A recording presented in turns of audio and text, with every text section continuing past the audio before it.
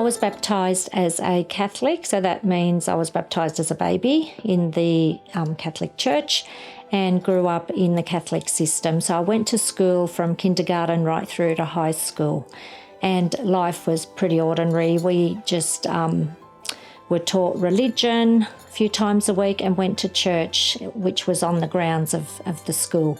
So we attended a few times and also went to confession, which was confessing your sins to a priest, for those who aren't aware of that. And then he would be the interceder with God. You weren't allowed to confess your sins straight to God. It had to be with the priest. And then you got your Hail Marys and your Our Fathers to pray for penance. So, that was life there. And then was mainly, I was taught mainly to focus on the saints and Mary. Like Jesus was there, but he was in the background. But I was always drawn to Jesus.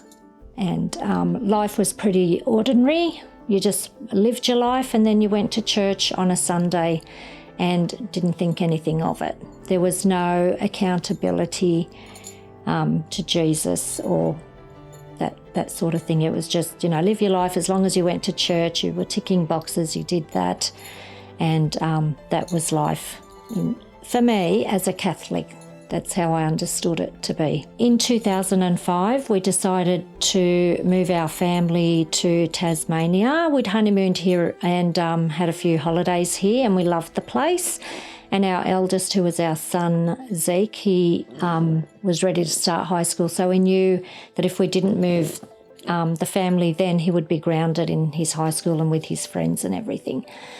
So we moved the family here and came down and bought a home before that. And I called around a few schools. I tried to get them into grammar because I wanted that Catholic sort of Christian base teaching as well.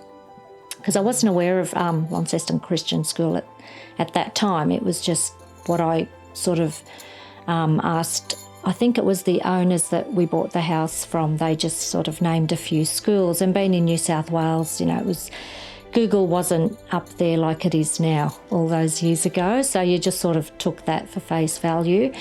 So I ended up having to enrol my children at Riverside because Grammar couldn't accept the three of them at the one time because of the space issue.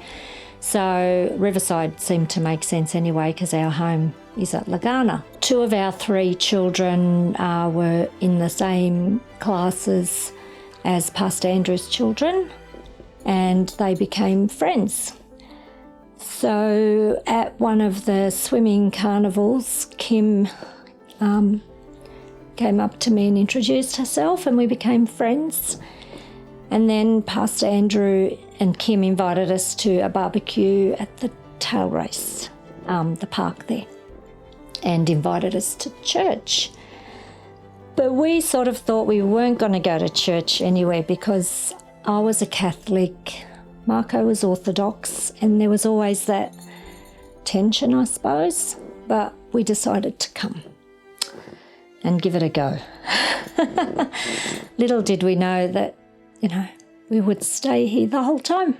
Listening to Pastor Andrew preach on a Sunday raised a few questions for me, so I would always ask him things after the service and he'd explain it to me in regards to, how, like where the saints fit into all of this and how Christianity is different to Catholicism and why there aren't pictures and statues in the church, and that's just those sort of questions. And he was very good and very kind in explaining how we focus on Jesus as Christians and what he's done for us, and just having the Bible and bringing it to church where we were never encouraged to do that, because for Catholics it was the priest that had the Bible and he read from it and preached from it.